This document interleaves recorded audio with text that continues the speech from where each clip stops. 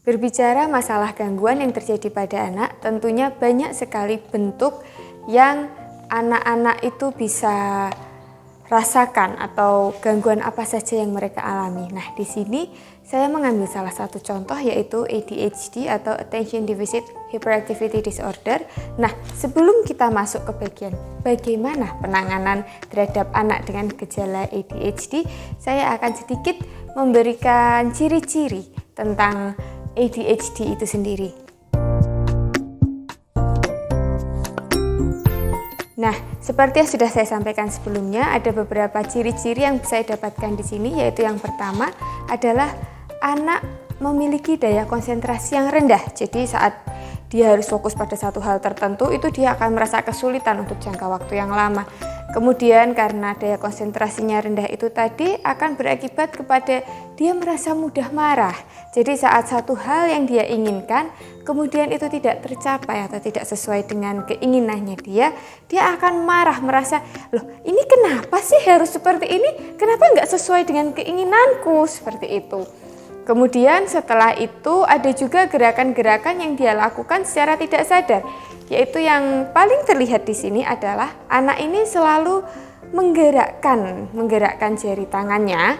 Jadi dia selalu menggerakkan jari tangannya dan condong memegang apapun itu menjadi salah satu benda yang jadi potongan kecil-kecil sekali. Yang sering saya lihat di sini adalah penghapus. Kemudian ada pensil juga, kemudian ada kertas. Nah, itu tadi adalah beberapa ciri-ciri yang saya dapat temukan dari kasus ADHD yang saya angkat ini.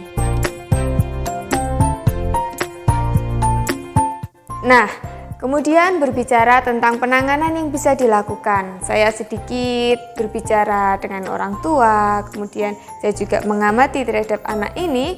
Penanganan yang dapat saya lakukan, termasuk orang tua lakukan adalah yang pertama, kita harus pintar-pintarnya ya, karena kita sebagai orang tua, kita sebagai pembimbing juga, kita harus pintar-pintar mengolah emosi anak ini. Kemudian sebisa mungkin kalau memang anak ini membutuhkan konsentrasi yang lama, seperti saat dia mengerjakan tugas, mewarnai mungkin, atau melipat, seperti itu, kita buat suasana yang enjoy gitu. Jadi anak akan tidak merasa hanya, aku kok cuma mengerjakan ini saja sih, dari tadi nggak selesai-selesai. Kita berusaha, mungkin kita bisa membantu, kita bisa berada di samping dia dengan memberi support, seperti itu.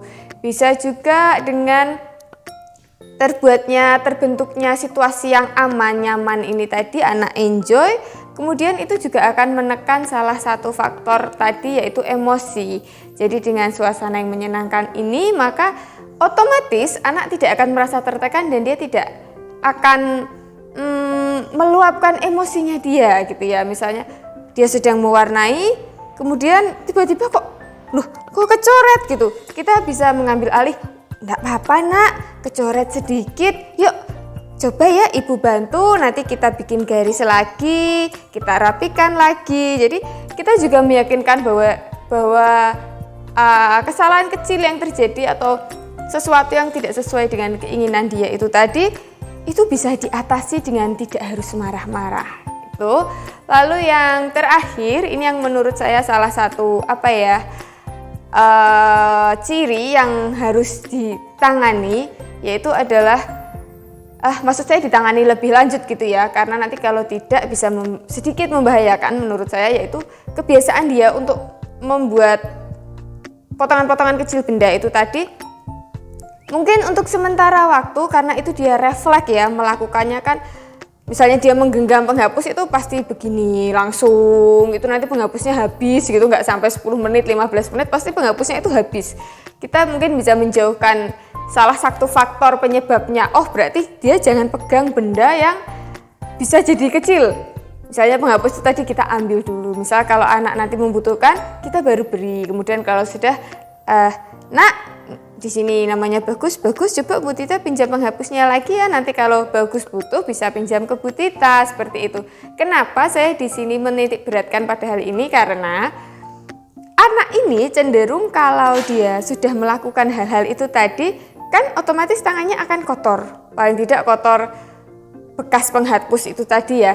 Itu kalau dia sampai memasukkan jari, namanya anak kecil kan pasti refleks masih begini ya, itu memasukkan jari ke dalam mulut kan bahaya, entah itu kotoran penghapus atau mungkin tangannya sendiri ini sudah terkena bekas-bekas pensil atau apa kan, bisa membawa penyakit atau kotoran yang masuk ke dalam tubuh. Nah, di situ saya sedikit menekankan lebih baik kita menjauhkan dulu, bukan menjauhkan dalam arti anak ini berarti nggak boleh pegang ini, tidak. Jadi kita hanya meminimalisir kemungkinan-kemungkinan yang nantinya bisa terjadi. Itu tadi misalnya potongan penghapusnya tertelan, atau mungkin tangan anak ini kotor kemudian masuk ke mulut, itu kan bisa menjadi salah satu faktor yang membahayakan kesehatan anak. Nah, untuk berikutnya, kalau memang memungkinkan dan diperlukan, anak ini bisa diajak ke pihak-pihak yang lebih berpengalaman, mungkin ke psikiater atau psikolog gitu, karena saya rasa kalau ini diteruskan ke depannya gitu, nanti akan berakibat yang tidak terlalu baik terhadap anaknya gitu ya. Jadi dia nanti akan terus, mungkin bagi dia tidak akan merasa kesulitan gitu, tapi secara tidak langsung dengan fokus yang kurang, kemudian dengan gerakan-gerakan refleks yang seharusnya tidak dilakukan, itu akan menghambat kegiatan dia sehari-hari. Nah, mungkin dengan diterapi sedikit demi sedikit, anak ini bisa jadi lebih baik gitu. Jadi dia tidak akan terganggu dengan aktivitas-aktivitasnya dia sendiri yang dia lakukan secara refleks itu tadi. Dan dia juga bisa melatih daya fokusnya, dia melatih emosinya, bagaimana cara mengolah emosi biar tidak meledak-ledak. Seperti itu.